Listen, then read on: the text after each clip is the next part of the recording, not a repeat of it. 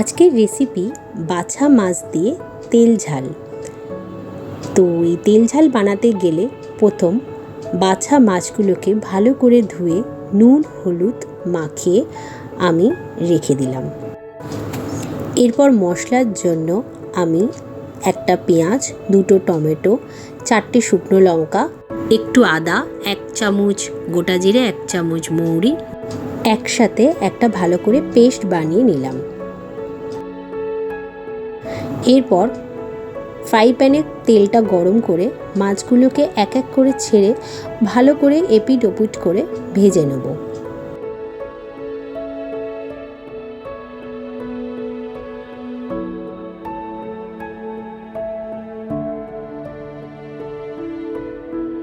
মাছগুলো খুব কড়া ভাজা হবে না, উল্টো পিঠটাও আমি ভালো করে ভেজে নিলাম।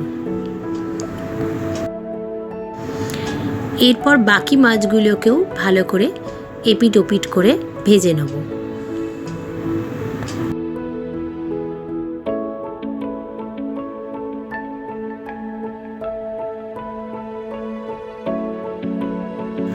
মাছগুলো ভালো করে ভাজা হয়ে গেলে এক জায়গায় তুলে নেব। ওই তেলেই আমি কালো জিরে, লঙ্কা আর যে পেস্টটা বানিয়ে নিয়েছিলাম সেটাকে দিয়ে ভালো করে এটাকে নাড়াচাড়া করে মশলাগুলোকে কষিয়ে নেব, যাতে মশলার কাঁচা ভাবটা চলে যায়। এখানে স্বাদ মতন একটু নুন দিয়ে দিলাম আর সাথে করে কয়েক দানা চিনি। এবার মশলাটাকে ভালো করে কষতে দেবো, যাতে মশলার কাঁচা ভাবটা চলে যায় আর মশলা থেকে একটা তেল ছাড়তে শুরু করে।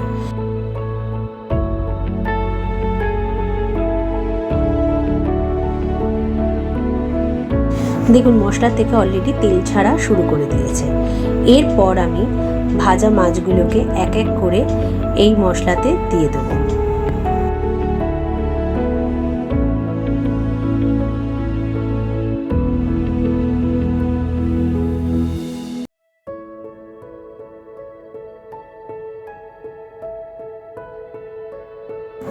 মাছগুলো এবার এই মশলাটার সাথে ভালো করে ফুটিয়ে নেব, যাতে ফ্লেভারটা অ্যাড হয়ে যায় আর মাছটাও ভালোভাবে কুক হয়ে যায়।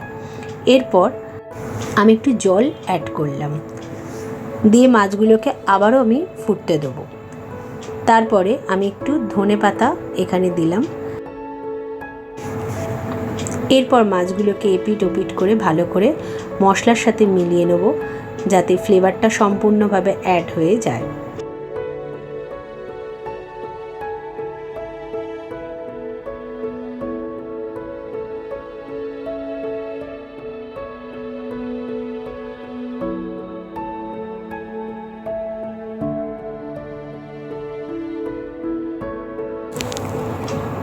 দেখুন এটা সুন্দরভাবে তেল ছাড়তে শুরু করে দিয়েছে, এর মানে এই রান্নাটা রেডি। এরপর আমি এটাকে সার্ভ করব। দেখুন আমার বাছা মাছের তেল ঝাল রেডি। অবশ্যই এটা ট্রাই করে দেখবেন কেমন লাগলো, আমাকে জানাবেন যে এটা কেমন আপনাদের ভালো লাগলো কি না। কোনো কিছু চেঞ্জ করতে হলে সেটাও বলবেন।